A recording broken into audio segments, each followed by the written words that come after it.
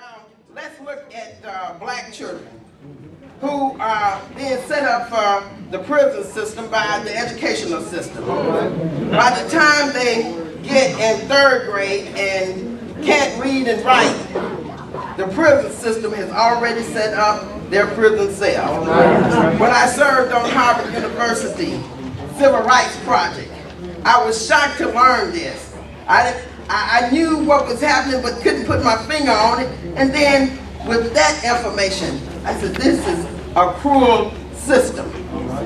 Now, just look at, we can't say that our children can't learn.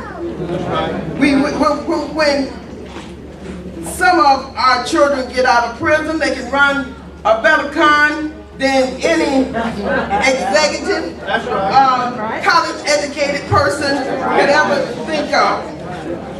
So they are capable of learning. We must teach our children at an early age to avoid trouble and to apply themselves in school. That's right.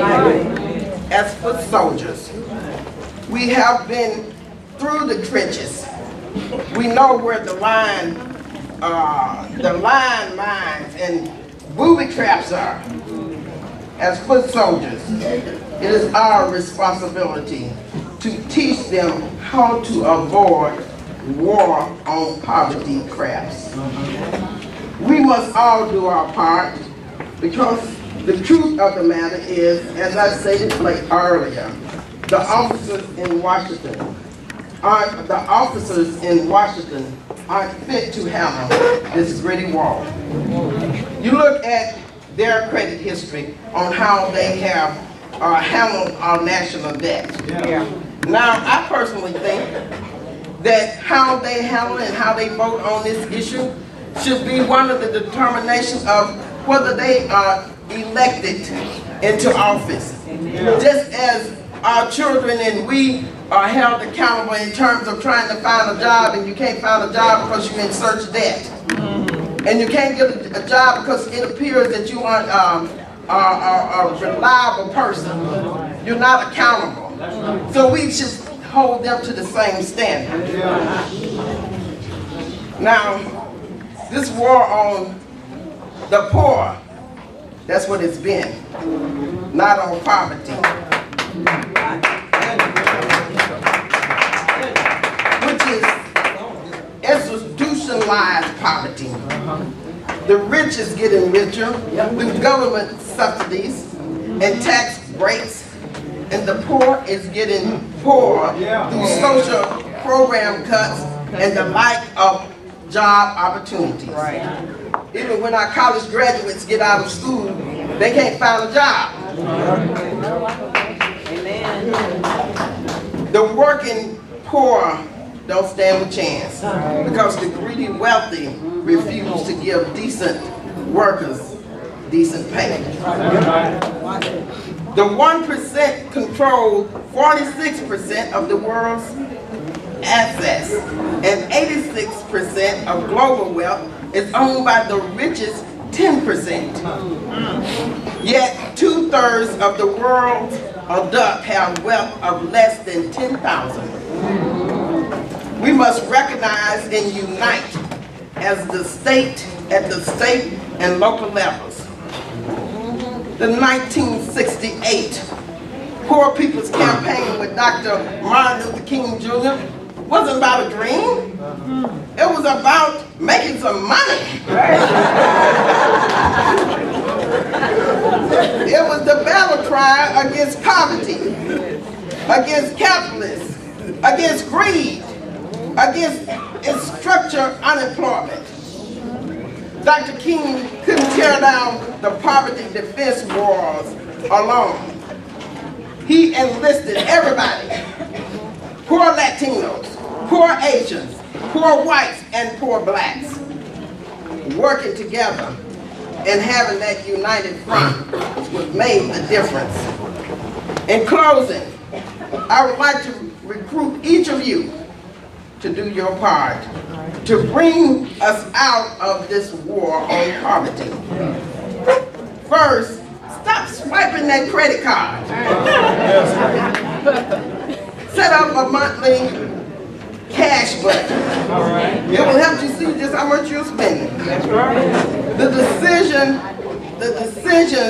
that you are making today can destroy your present and your future. That's right. All right. Pass on that basic training. You know, you can't get in the armed forces without that basic training. We're talking about the soldiers in the front line here. Yeah. Teach the enlisted the basic training that our parents taught us and their parents taught them. Don't make material things your God.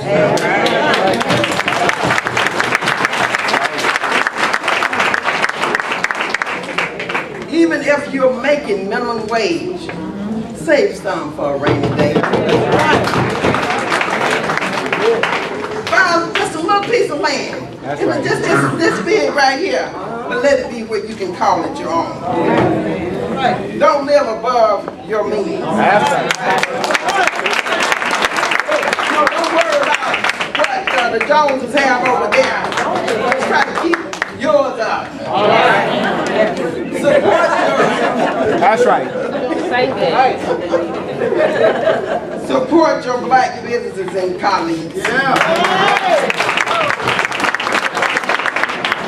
You know, it's just a shame that if you are in charge of something and you're trying to help your own people, sometimes it's your own people that be the one that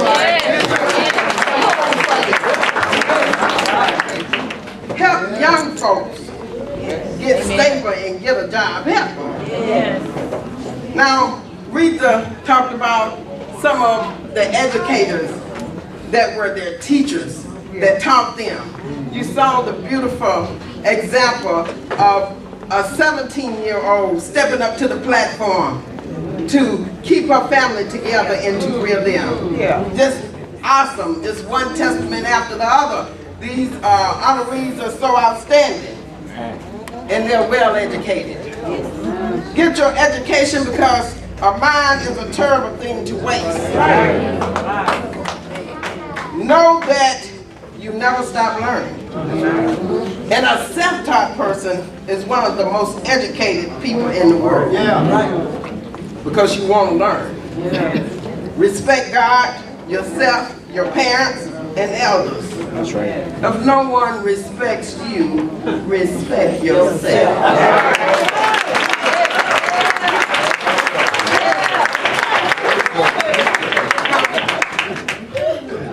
That's all I got to say.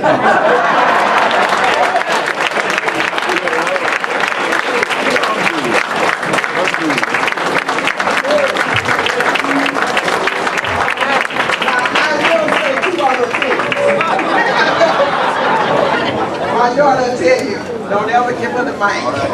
Yeah. But before I'm seated, I would like to let you, to encourage you, to not to build your own prison cell. That's right. To enslave yourself and pay your jailer to hold you hostage. Yeah. And when you see old trouble coming, you run in the other direction and tell trouble to go back where he came from. Or she. Now I'm really finished. Thank you so much.